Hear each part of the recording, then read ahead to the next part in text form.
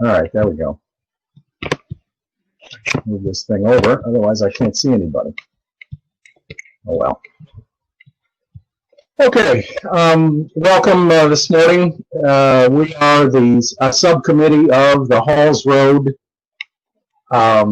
Improvements Committee, and this meeting is conducted on the 25th of June at about 10 o'clock. It's now 10:07, and I'm calling this meeting to order. And my name is Raymond Thompson. I am a member and have been for a number of years, of the Halls Road Improvements Committee. This subcommittee was suggested as a logical next step in the process of helping to keep Halls Road commercial zone viable in the new age. So, having called it to order, I will introduce the members as well as special guests that we have today. And if everybody doesn't mind, I'll just do that myself. And if you would like to comment further, you're certainly welcome to. But I already introduced myself, and the second member of the Halls Road Improvements Committee is Edie Twining, who is the chairman of that committee. And Edie has been on it nearly from the outset, I believe, which was a number of years ago, so she has all the background in history. We're also pleased at this meeting to have with us people from the zoning commission, the Old Lyme Zoning Commission.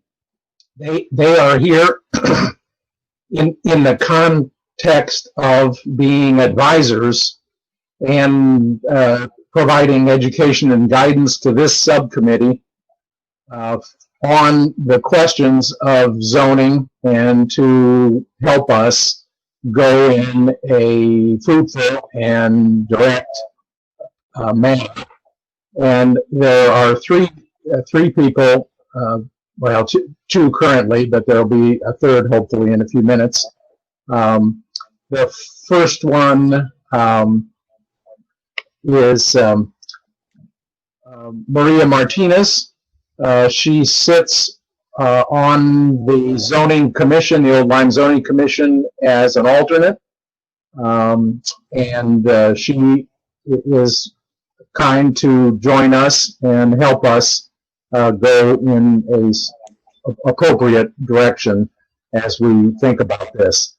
And I also would like to introduce a person who's sitting as a subject matter expert also, and that person is Daniel Barret. Sorry, yeah, Barret uses the French pronunciation, so that's good.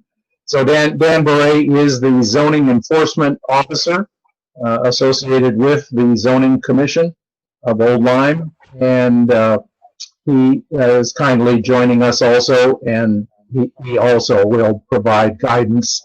They are not members of this subcommittee. We were informed that they're really for conflict of interest purposes. It is not appropriate really for commission members to be, I suppose, members of a committee like this. So we take that for what it is, and we're thankful for the help that we hope they can provide, and we're sure they can provide as we try to go the next step in helping the Halls Road Commercial District stay viable in the new age. And Maria, let's see, Howard. I don't see Howard down on my screen, but he's here. Howard Margulis is here as well. He is representing on this committee the Economic Development Commission of Old Lyme, and he also has been active in the Halls Road Improvements Committee over the past several years, and is very familiar with both the work of both committees. So let's see. We also have Catherine Hewitt as a member of the public who is here at the meeting currently. She is a reporter for the Connecticut Examiner, and we welcome the public. This is a public meeting, so she is welcome to observe. We have a call-in, and that must be Michael. Let me see. Let me see. I think I have to click on him. Bear with me for a second. All right, Michael, are you on? Does anybody else? Ray, that might be me. Oh. I have a microphone issue with my computer, so I call in to get the audio in. So. Oh, okay. All right. Yeah. So that's it came up, and it doesn't appear to be anybody new, but Michael Burns just came on. Oh, did he? Okay, good. Sorry. You see it? Yeah, his mic is turned off. Okay, hold on just a second. Let me. So is he? Hello, Michael Barnes here. Oh, good. Just in time, Michael. Michael Barnes is. Well, that's fine. Thank you very much for joining us. And so we have also in attendance, we have Michael Barnes. He also sits on the Old Lyme Zoning Commission as an alternate, and he is kind enough to provide us education and guidance, as I described previously, for Maria and also for Dan Beret, for that matter. They are kind enough to help us go an appropriate direction in thinking about rezoning the full commercial status of Halls Road. Okay, so that's introduction. Would anybody like to add anything to their credentials that I described? In future, we're hoping to get Barbara Gadia from planning to join us as a member. Good point. And yeah, so she's Barbara is from the Planning Commission. She was not able to join us today because she was unavailable because she works during the day. So any future meetings for this subcommittee probably will be in the evening rather than the daytime. Michael Barnes also is kindly joining us in the middle of his workday. So we certainly appreciate that. So I've talked long enough. What I would like to do is ask Edie, as the chairman of the Halls Road Improvements Committee, to describe how we got to this point where we feel that it is time to think about zoning changes that are appropriate for Halls Road. One note that I make is I think everybody on the call, I'm not absolutely sure, well, yes, everybody on the call who's a guest or a member, I provided you with some attachments, one of which was a summary of what the Halls Road Improvements Committee has been doing over the last several years in gathering information and feedback, and where it leads up to this aspect of that committee's work, where we feel that in order to have a master plan, we need to address the zoning issues, so there's flexibility in this new retail time. So Edie, I think I would like to turn it over to you if you can summarize for us the attachments that you have. I hope you've had a chance to take a look at, but they include one thing. We showed some boards that were very instructive to the public on where we were and maybe are heading. So now I turn it over to Edie, and you can get us to the current day. Okay. So just a quick background, in the 60s, early 60s, the Halls Road area was designated as a commercial only zone. It was in reaction to trying to protect Lime Street from becoming a strip center. And in doing so, it also made it so that Lime Street no longer had too much of a viable future in retail because you could not open any new businesses, new buildings on Lime Street. So that basically helped to ensure that there was some prosperity for Halls Road becoming a new commercial district. It also was in reaction to the car being the way everybody was shopping. People were no longer walking from place to place. The car was kind of king at that point. And so it became a commercial only zone, which was very much a part of that era. That it was a new idea. For 300 years, Old Lyme had always been a mixed use situation where there was both retail, offices, and housing all in one piece. And that was the original character of Old Lyme. The commercial district on Halls Road is what we see today is somewhat of a uncontrolled, uncharacteristic zone, which has very little to do with the character of Old Lyme. And there, in the beginning stages of the Halls Road Improvement Committee, the original intent was to make it safer to walk there. And then after multiple meetings and folks from the town speaking up, they were saying, we'd like it to look better than it does today. Besides the walkability, we'd love to see some other kind of housing options near the town center, which is Halls Road at this point. So it became more of a bigger picture in need. It wasn't just about safe sidewalks. It was also about mixed use. It was about how do we make this look more like it fits into the character of Old Lyme. This is the first thing you see when you drive into Old Lyme. And it's kind of not the best looking place. It's a sea of parking lots. And so we put together the presentation, among other things, that we did an open house for, and we also presented it early on to zoning.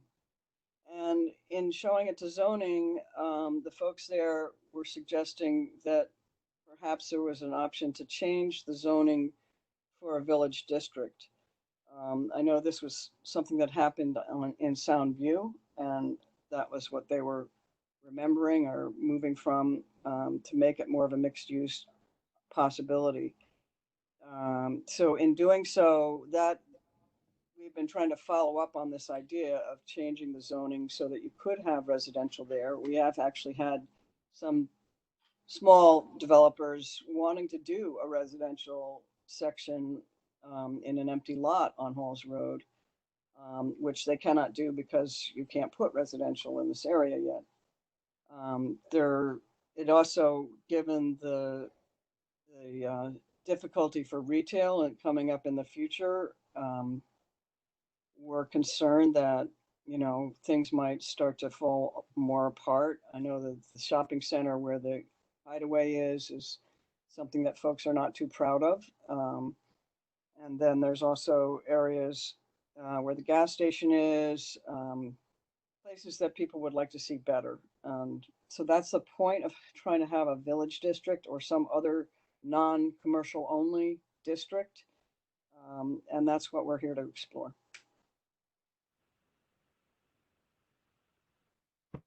Okay, thank you, Edie. I think as the committee, the larger committee has looked around the kind of local area, we observe a couple of communities that have successful and vibrant commercial areas, downtown areas, and three of these, I guess, we have at least quickly pulled down their zoning regulations. And the three that come to mind, and Edie, supplement me or Howard if I'm saying it wrong. I think Madison is one area that it is on Route 1. It's just like our Route 1, kind of in length and in width and in right-of-way. So that downtown Madison area where you have the 2 or 3 story buildings adjacent to the road, but a nice sidewalk, nice lighting, and all those kind of And accoutrements. it's mixed use. Yeah, it's mixed use clearly because there are apartments on the 2nd or 3rd floor, some businesses. So we look at Madison as a possible success in this new age of retail. People walk around from place to place. Niantic also is another possibility. It has a little more diversity as you go down the Shore Road 156 area of Niantic. So it's not quite as comparable, in my personal opinion, as Madison as a target, I suppose, for 10 years, 20 years down the road. And then the third one I think, Edie, you pulled down was the Essex Village District, which encompasses I think it's the area around the Griswold Inn, and that is a clear mixed use with some real viable and vibrant retail shops all the way along the walking street. So those are the 3 that I can think of that we have thought about, and I think we would ask our subject matter experts whether should we start with one or more of those zoning regulations that govern those 3 districts, or one of those 3, pick it, and then begin to fill in what elements are similar to the plan that we envision for this area long term. Would that be a reasonable way to start it? I guess I'll address it first to the zoning enforcement officer and ask whether is that a way to frame our path forward in trying to put together a zoning proposal for the commission? Yeah, I certainly wouldn't suggest you to recreate the wheel. A lot of these things are out there and they exist currently already. I would have to look into the regulations to know exactly what we could glean from them to apply to Old Lyme. Some of the development areas, though, like in Madison and Essex, that's kind of more historic of the way that it developed to begin with. I'm not sure if that was so much a product of the zoning regulations as 100 years of development, or even more in the case of Essex. So we would really need to look at their zoning regulations and parse out, how they govern those particular areas, and whether, those downtowns were a product of zoning or more just the natural development patterns of the time. There are other towns that are trying to do this as well, and we can look into those overlay zones and see how they are improving what's there. And I feel like we're kind of starting from scratch here with Halls Road, just based on how the development is already taking place. I think that the challenge is most of those, as you say, they come from a historic district of some kind, and we're trying to undo what's there and bring in a historic look. So that's one of the challenges, I think. So even Niantic, it was there for a long time. It's just they're making it a more pleasing area to walk and shop at. But things like parking setbacks, density, heights, all that kind of stuff, I'm assuming that's something that the zoning commission will take on, and we might give some input of what we'd like to see, but it's more up to zoning to write that document. Right. If I may interject here, Barnes, zoning alternate. I would suggest that somebody on the Halls Road Committee reach out to an individual named Dave Anderson. We got to be sure to mute our microphones if we're not talking, because we're getting a lot of feedback. Okay, all right. All right. So anyway, Dave Anderson from the town of Madison is the town planner in the town of Madison. I've done a lot of developmental work in Madison the last, 15 years regarding marinas and stuff like that. But I do know that Dave Anderson has a really good handle about overlay zones and downtown zoning stuff. And I feel like he might be a good resource. I don't know if he's available to share any information with the committee, but he is a very knowledgeable, certified town planner in the town of Madison who deals directly with a lot of the downtown development stuff and overlay zones and everything you guys are mentioning and talking here. It might be worthwhile to put a call. I can even call him myself, but as I know him on a first name basis, but I feel that he might be a resource to help your commission with figuring out a way to maneuver forward with zoning commission. Yeah, I We absolutely also did agree. I think talk that, with the guy at Niantic too. I went and spoke with him for quite a while, and he also has done a lot of work that way. But that's a great suggestion. Is that something you think you might be able to do, Michael? Definitely, as where I'm at, I can't coordinate what you guys are trying to do on your commission and what you're proposing. What I suggest is I can make contact with him and put him in contact with somebody on your commission, and then at least get the dialogue going and see if he'll be helpful, at least offering some suggestions on how to move forward. This is a little bit out of my wheelhouse, but I do know he's a person with a lot of information and knowledge about the specific things that you guys are trying to accomplish right now. So maybe Dan, I don't want to do this if I'm going to be double taking. Yeah, correct. Dan, I'm happy to talk from the commission, from the HRIC, but is it better for someone from zoning to talk directly with him, or should we be doing that? Dan actually might even have these same qualifications. I still learning everybody's positions. So Dan, I don't know if you have any feedback or comments, but I feel like Dan has a pretty good handle on what might need to be done based on his past experience. I'm not really familiar with it. I was just using Dave Anderson as a resource for specifically downtown stuff because he deals with it on a daily basis. So I have been part of some overlay zone things. I've never created something from scratch with this kind of from scratch, from more of a kind of a strip mall scenario to a downtown district. It's more of an existing downtown, say like an Niantic or Madison, and then folding in a overlay zone to either strengthen architectural requirements or adding in some uses that are not typically associated with the original commercial zone that exists. So adding, that the mixed use portion of it, but we can shift the setbacks as well. It's really, I guess I have to understand exactly what your vision is, and I have, reviewed kind of the document that Tim had provided, kind of the high level overview of what's there, but we certainly can try to tackle the zoning regulations to allow that type of development to occur, at least to facilitate that type of development if a developer comes in and wants to do a project like that. It certainly is possible, but we also need to make sure that whatever we do produce, we have buy-in from the zoning commission, because they are the ones who would ultimately vote and implement that.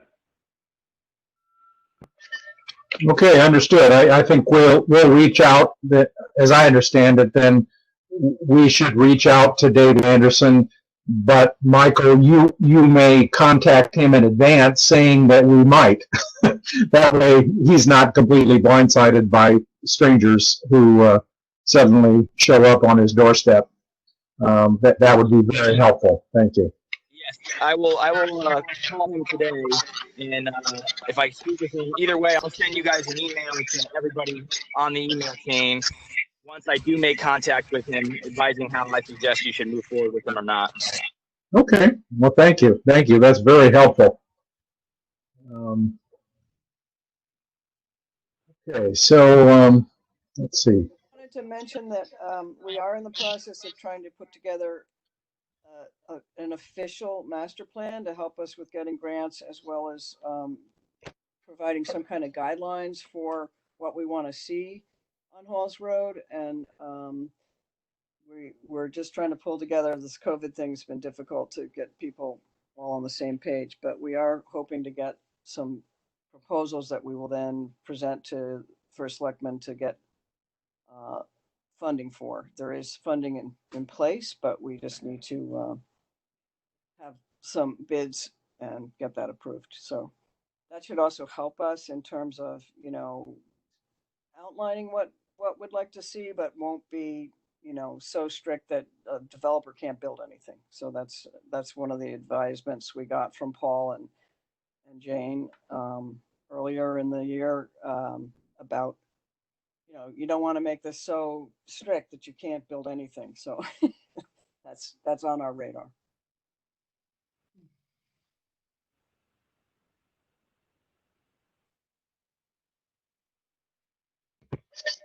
Howard, I think you're an Economic Development Commission person on this subcommittee, and I think your group just released your study on that, and can you just comment on how consistent this effort is in view of the statistics and observations that have been made by economic development, which of course you have a much broader umbrella than the Halls Road group. And I just like a little bit of input from EDC on support for this kind of effort. Okay, well, we've completed 3 studies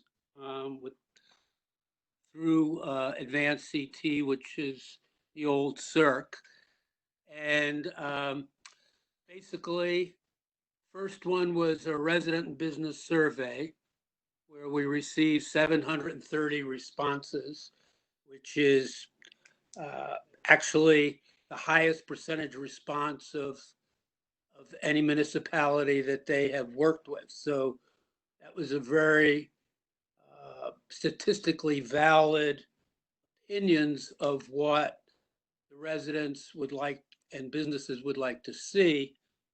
And 80% want some improvement on Halls Road. The most important aspect of what they expressed is they want to maintain the character of Halls Road. And I think outside of that, you can interpret some of the other questions and more specifically which direction in various ways. But that's kind of the standout from the business and resident survey. The other thing we did was we had 2 SWOT workshops, strengths, weaknesses, opportunities, and threats. And the idea was to make sure that we heard from the key stakeholders in town. And that consisted mostly of businesses, both small and large, old and new. We made sure we had representation from other groups such as the art community, nonprofits, clergy. And they basically also were interested in improvements to Halls Road. So you have those 2 things, which are what the community really wants. And then the final economic development report, which Advanced CT completed, shows what's possible. And that also doesn't go into very specifics, but includes a lot of the elements that we are talking about in Halls Road Improvement Committee. They kind of, in a general way, kind of go the same direction. So that's I would suggest people might want to go through those reports, draw their own conclusions. I would say the only other thing I might add is that housing is always a very complicated issue, and I think it's the opinions on housing are mixed, and they're, I think, somewhat influenced by the affordable housing proposal that Hope made and did not go forward with. But I think when you ask questions about housing, people had that in mind. So I think there, if you sum up housing, I would say there are people who would like and realize the need for additional housing to continue the viability economically of the town, plus to provide places, say, for seniors who want to downsize, to have potentially smaller residents, and for young people who want to come into town. Maybe they went to college and there's nowhere for them to go. And also for, say, teachers and other people who cannot potentially afford the high housing costs of single family homes. So I would sum up from that, there is a need, the question of what kind and how much and what would be tolerable. And you got to try to separate, market priced housing from the affordable housing issue. So I probably said too much, but just kind of setting the stage for where all that is, I would say, that's kind of where these reports kind of dovetail into Halls Road. I just wanted to add to that, in many of the responses from Advanced CT, there was a great interest in having more retail and restaurants on Halls Road.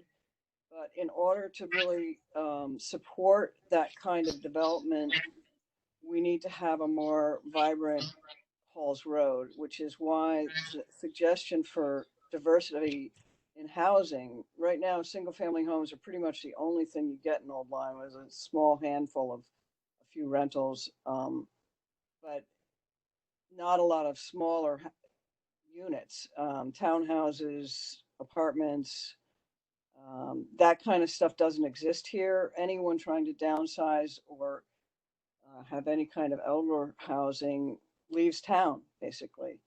So in order to support restaurants and retail, you would need to have a more diverse commercial area that includes residential, but not single family homes, more of a multi-family homes, attached housing. So that's the key piece to this. It also would be more inspiring for a developer who is looking at the death of retail and doesn't want to get into that too much, to be able to put in some residential units to help substantiate what they're going to do for making any profit on building anything.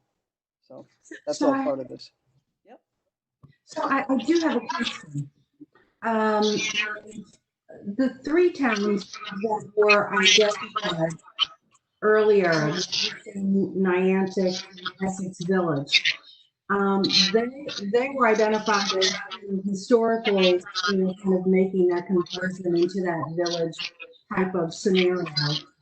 I question, do we have a benchmark somewhere where you have a town in Connecticut that was commercially zoned that has gone into, more of that village districting? Nothing locally yet, but I'm sure this goes on because the strip center and malls of yesteryear are having to change their personalities, so to speak. Just read recently that some malls are now thinking of doing elderly housing in malls, which is something I always thought would happen, and it's interesting. It's already starting. So, no, I don't have an example of that. I think it's not as common in this area, but certainly worth looking for. I think there's a huge value in looking into a benchmark, just so that there's a type of roadmap, because I think I've heard already in the conversations a couple of times that starting from scratch, you know, and you know, kind of envisioning the next steps around this and what the challenges, you know, are.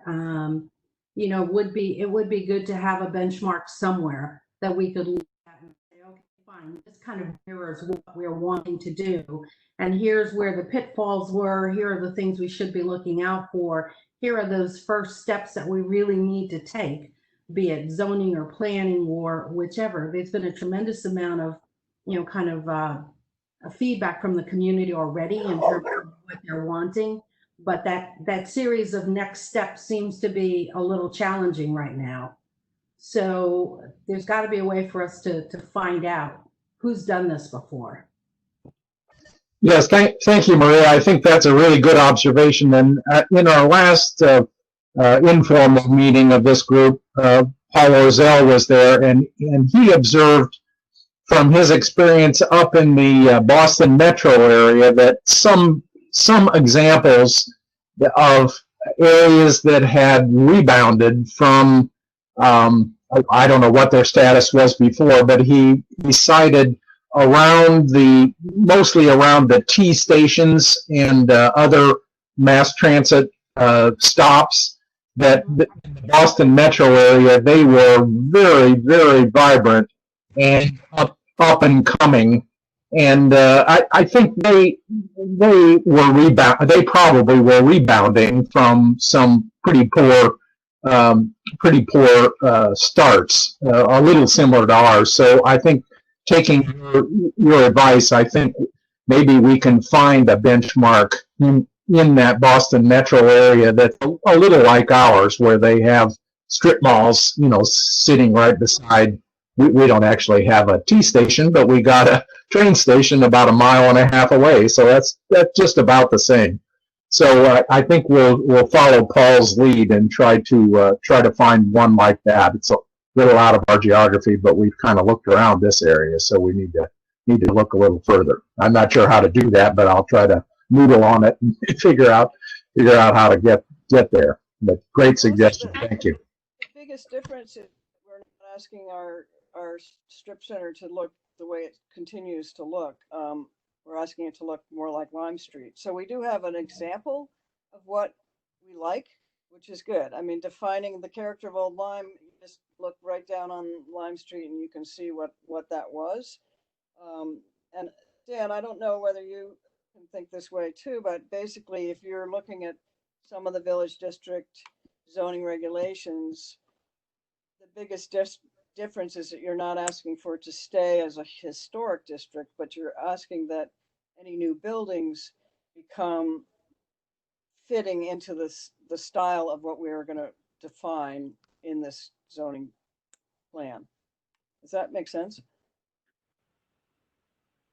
Right, yeah. So it's about, you know, the future development and setting up the regulations in a way that enables the development to happen that you want, and may attract a developer to come in and do a project like that. You know, often this would go hand in hand. If a developer came in and say, hey, I really love this location, I want to do something with it, you know, you could create regulations with them to do that. We kind of did that in my last town, Portland, with there's a old Elmcrest mental health property right when you come over the bridge, and the landowners were partly the drivers in this, but there were significant regulations changes made to make a mixed-use development in there that would work. That Portland, so Maine? it's really about setting up the regs to enable the change that you would like. Is that Portland, I have a quick Maine question. you were in?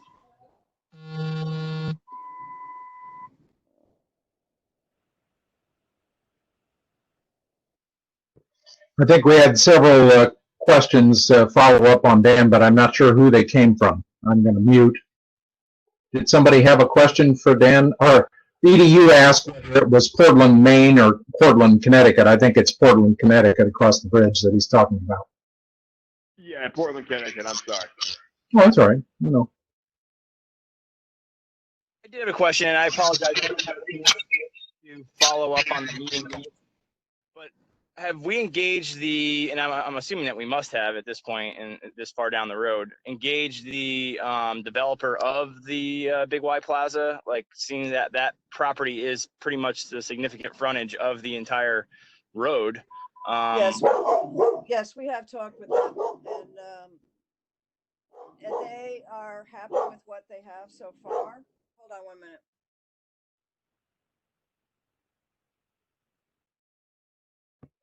He loves her dogs.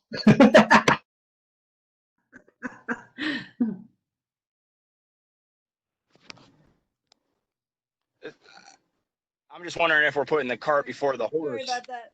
Yeah, we did, we've talked with Matt Prosser, who's the main owner, and actually just a little history on that. The original development on Halls Road was at least half the size of it is today.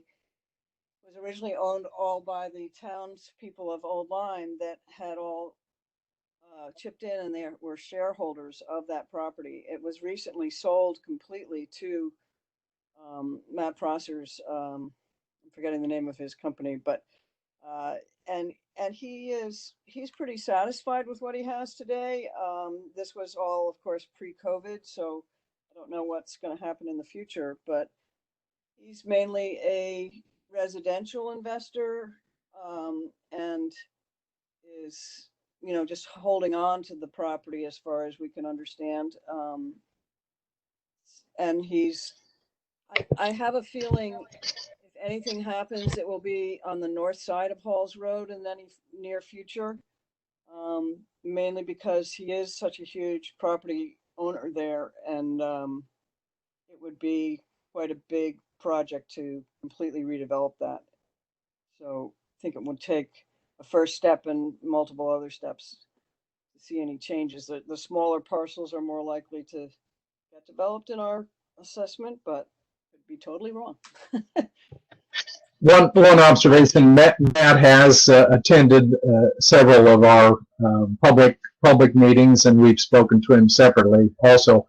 He is certainly in support of all of the other aspects of the Halls Road improvements, which include sidewalks, lighting, open space, all those kind of things. He really loves that, but your question is good and directed at, well, what will he do as the big parcel owner? And Edie's observations are consistent with what we've heard from him, or at least felt from him. He wasn't in a hurry to redevelop that, but as COVID has hit us, I hope it doesn't hit him hard, but it's certainly possible. We all know that it's tough on the small retail. So, but very good observation, Michael. Thank you. All right. Anything else? I think it gives us some directions to go as far as finding a benchmark, as Maria describes it, or at least a pattern of some kind where we can have some confidence that other people have done similar things with good results. And as Maria pointed out, maybe we make sure we didn't fall into some pitfall that somebody else has encountered. So we'll do our best to figure out how to make contact and get some feedback on that. So any other observations? With Dave Anderson too. Sure. Mike, if you get a hold of him and want to give him my contact information, that'd be fine. I did speak with Bill Mulholland in East Lyme, and it is really helpful for me anyway to understand how these things get done. But and if anybody wants to research other strip malls that have been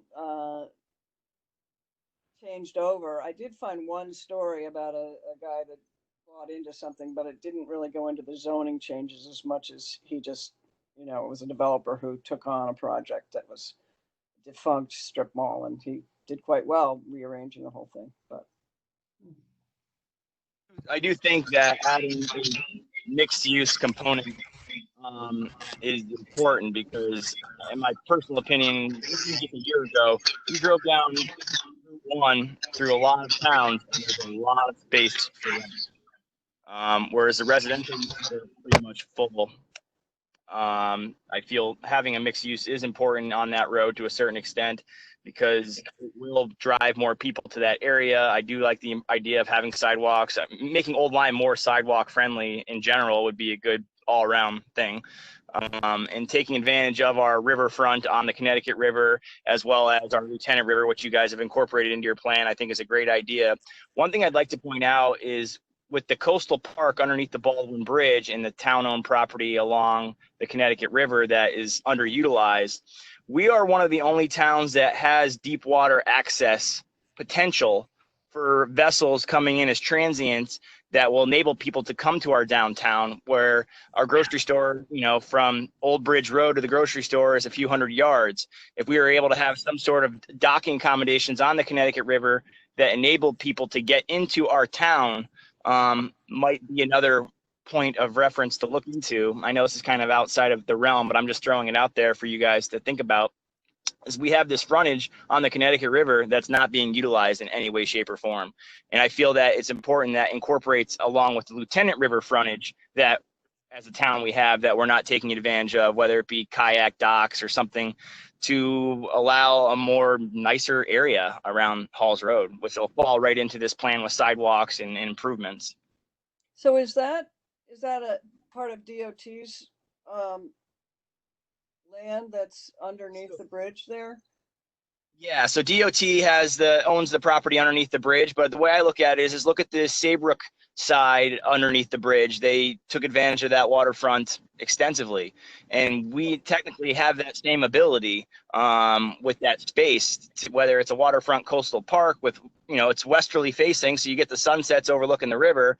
The town does have a small parcel of land on Old Bridge Road, which I don't know the accessibility, but the problem with the park underneath the bridge is you can only get to it by walking. So it makes it not functional for people with ADA accessibility options who want to have views of the park. I feel that are important. If we get vehicle traffic down Old Bridge Road, a small parking area, trim back all the trees that are overlooking the Connecticut River, because there's all these plaques down there and all these history plaques and descriptions, but you can't even see anything because it's all overgrown. But I'm getting off topic here. I apologize. But I just feel that we're not, as a town, we're not utilizing our waterfront access points as the way they should be utilized for their most enjoyment. I think that the Ferry Road DEP area that is a park is actually more accessible for everyone. I don't know if you've been down to that property that's the park under the bridge, but the drop from the height of the park down to the water is about 40 feet. There's no, as opposed to the Saybrook side, which is a sandier side of the bridge. It's, you know, it slopes down. It is totally accessible, but the drop that's there now is, Yeah, you're right. would not give you that kind of access for a kayak or anything else. You'd probably have to jump down there. I guess more of a viewpoint, you know, taking advantage of that park, whether it be through a playscape or allowing kids to get down there and take advantage of the sunsets. Right now, it's just an underutilized asset, in my opinion. Probably one of the most underutilized assets in our shore community, as well as the old Bridge Road where the Lieutenant, you know, where the old Bow Bridge was. We should have docks down there where people could be, you know, townspeople could be fishing and launching their kayaks. And if something to think about is you can get up to these points of access by boat and go shopping or go to the restaurants and encourage that type of movement. But this is off topic and I'm taking everybody's time up, so I apologize. Well, I think the Lieutenant River is a great option, and why the Bow Bridge and the possible fishing pier and all of that is still in the play. So I think we're hoping for that. So, but I appreciate your ideas. I think they're great ideas. Yes, and Halls Road Committee has thought about and looked at least the Bow Bridge side of it. We haven't thought too much about the other end, but that's really good thinking. Okay, so we certainly appreciate everybody's participation today, and we hope you will be available for our access to your expertise and experience for all of the input that we've had, and we appreciate your commission's learning loaning you to us for, for this limited purpose. Anybody have anything as far as other business at this stage? I would, Ray, I would just say it might be helpful at this point for our next meeting to develop a small outline of what the steps are in the whole process. And they may change, I realize that, but at least put a little bit of framework on what's the kind of things that we have to do from the start to the end of this process, so that we at least have a little bit of framework going forward. I think this was a great meeting for this purpose, but going forward, it would be nice to have, what are the steps in this process so we make sure that we touch all the bases and have a little bit of framework going forward. Okay, great suggestion, and certainly logical that we try to map out where we're going, because we do have that master plan side of the equation. That's, in a way, you have a cart and a horse here. You have to kind of know the master plan before you do too much with zoning. But I got you. I think you're absolutely right, and thank you. Well, if there's nothing else, again, thank you all for joining and participating, and we certainly appreciate your viewpoints and your experience. Thank you all. I'm going to cease the recording now. Thank you very much. It was nice meeting you. Bye. Okay. Thank you all. Thanks, everybody. Okay. Bye-bye.